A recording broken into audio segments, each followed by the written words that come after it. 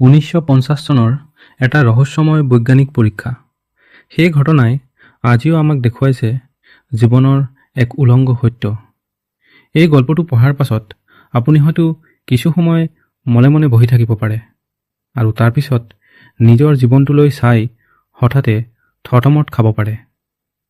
গল্পটো এটা কাঁচৰ পিঞ্জৰাৰ সৈতে আৰম্ভ হয়। 1950 আমেৰিকা। বিজ্ঞানীসকলে এটা বিশেষ কাঁচৰ পিঞ্জৰাত এটা নিগনি ৰাখিছিল।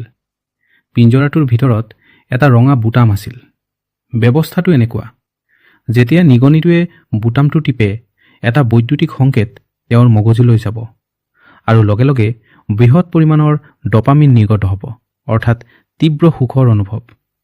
সহজ ভাষাত ক'বলৈ গ'লে বুটামটো টিপিলে নিগনিটোৱে বৰ ভাল অনুভৱ কৰিব, ঠিক যেনেকৈ আমি ভালপোৱা কাম এটা কৰোঁ। আৰম্ভ হ'ল সেই মৃত্যুৰ আকৰ্ষণ। প্ৰথমতে নিগনিটোৱে পিঞ্জৰাটোত ঘূৰি ফুৰিছিল। এদিন ভুলতে তাৰ ভৰিখন ৰঙা বুটামটোৰ ওপৰত পৰিল। নিমিষতে তাৰ শৰীৰটো এক অদ্ভুত সুখেৰে ভৰি পৰিল। নিগনিটোৱে ৰৈ গ'ল। ক'ৰ পৰা আহিলে এই সুখ? বুটামটো আকৌ টিপিলে, সেই অনুভৱ আকৌ। এতিয়া সি বুজি পালে এই ৰঙা বুটামটোৱেই আনন্দৰ উৎস। তেতিয়াই আৰম্ভ হ'ল এক ভয়ংকৰ উন্মাদনা। মাউছে বুটামটো টিপি থাকিল বাৰে বাৰে।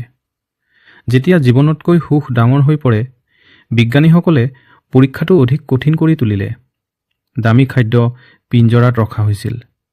নিগনিটোৰ নিসংগতা দূৰ কৰিবলৈ এটা নিগনি এৰি দিয়া হ'ল। এতিয়া আপোনাৰ মতামত কি? কি খাদ্য খালে? নে আপুনি আপোনাৰ সংগীৰ ওচৰলৈ গৈছিল? নহয়, তেওঁ একো নকৰিলে। খাদ্যখিনি ইফালে সিফালে পৰি ৰৈ গ'ল, কিন্তু তেওঁ নাচালে। সংগীয়ে মাত দিলে, কিন্তু কোনো উত্তৰ নিদিলে। দিন ৰাতিয়ে খোৱা বোৱা পাহৰি তেওঁ মাত্ৰ এটা কাম কৰিলে, ৰঙা বুটামটো টিপিলে। কাৰণ এই কৃত্ৰিম সুখ আমি খাদ্য বা সংগীৰ পৰা পোৱা আনন্দতকৈ হাজাৰ গুণ বেছি সুখদায়ক। শেষ ফলাফল। এদিন, দুদিন, তিনিদিন নিগনিটোৰ শৰীৰটো শুকাই গ'ল। মোৰ শক্তি শেষ হৈ গ'ল। বুটামটো টিপি থাকিল, কিন্তু বুটামটো টিপি বন্ধ হৈ গ'ল। শেষলৈকে নিগনিটোৰ মৃত্যু হ'ল। আটাইতকৈ ভয়ংকৰ কথাটো জানেনে? মৃত্যুৰ সময়তো তেওঁৰ হাতখন ৰঙা বুটামটোত আছিল। মৃত্যুৰ আগৰ শেষ মুহূৰ্তলৈকে তেওঁ সেই কৃত্ৰিম সুখ বিচাৰিছিল। সঁচাকৈয়ে এই পৰীক্ষা শেষ হৈছেনে? আপুনি হয়তো ভাবিব যে 1950 চনৰ পৰীক্ষাটো বহু আগতেই শেষ হৈছিল, কিন্তু ভয়ংকৰ সত্যটো হ'ল আজিও এই পৰীক্ষা চলি আছে। কেৱল নিগনিটোহে সলনি হৈছে। আজি সেই পিঞ্জৰাৰ নিগনিবোৰ তুমি আৰু মই। ৰঙা বুটামটো সলনি হৈছে। 1950 চনৰ সেই ৰঙা বুটামটোৱে 2024 চনত বৰ্গক্ষেত্ৰৰ আয়তাকাৰ পৰ্দাৰ ৰূপ লৈছে।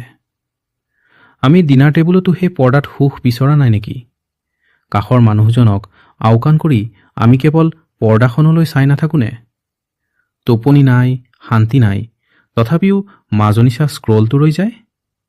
নিগনিয়ে যেনেকৈ সুখৰ মাদকতাত নিজৰ জীৱন ত্যাগ কৰিলে, আমিও আমাৰ সময়, আৱেগ, বহুমূলীয়া জীৱন এই চাৰিকোণীয়া যন্ত্ৰটোৰ ওচৰত প্ৰতিদিনে এৰি নিদিওঁনে?